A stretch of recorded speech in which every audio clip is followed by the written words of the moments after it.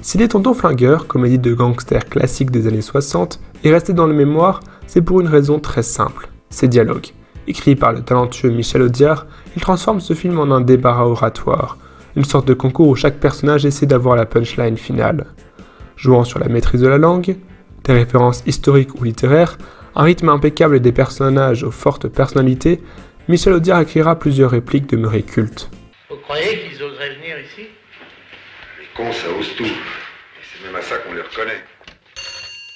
Mais au-delà de cet art du dialogue, Les Tontons Flingueurs, qu'est-ce que ça raconte? En quoi ce film illustre-t-il la mort d'un cinéma?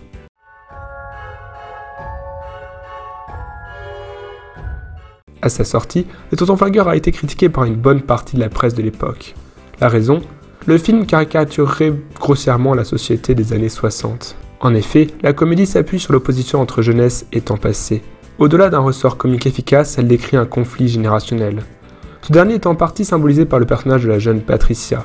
Bien que fille d'un ancien gangster, elle est en complet décalage avec les autres personnages du film. Représentante de la jeunesse et de la modernité, elle rappelle aux vieux gangsters que leur temps est révolu, que les tontons ne sont plus en phase avec le monde actuel. Une partie du film illustre particulièrement bien cette idée, la fête organisée par Patricia. Tandis que les jeunes dansent sur un air agaçant qui parodie le style yéyé, en vogue à l'époque, les tontons se retrouvent à évoquer le temps passé en buvant dans une cave. Le tout accompagné par des airs rétro qui contribuent à rendre l'ensemble très nostalgique. Ces anciens criminels se remémorent leurs heures de gloire, entre les années 1930 et 1940. Oubliant leur rancœur le temps d'un soir, ils racontent leurs vieilles anecdotes avec nostalgie.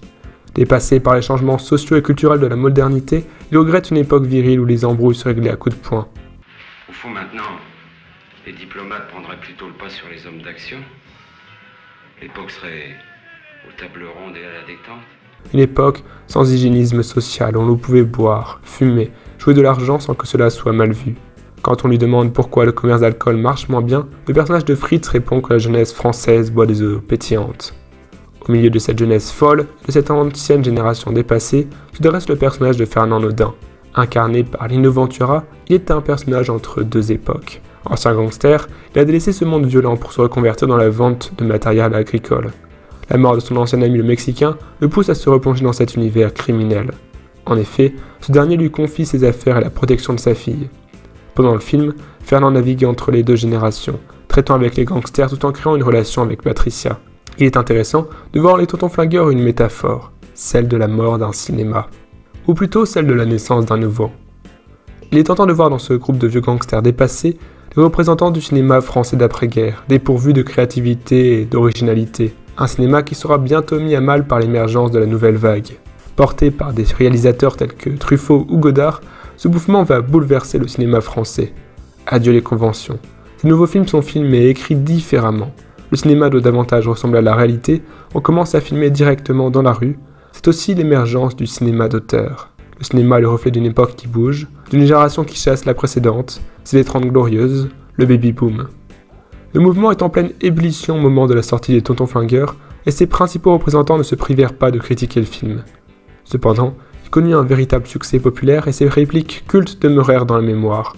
Quelques années plus tard, la nouvelle vague s'affaiblit, et le cinéma classique connut à nouveau de beaux succès, notamment avec Le Corneau et la Grande Vadrouille, portés par Bourvil et De Funès.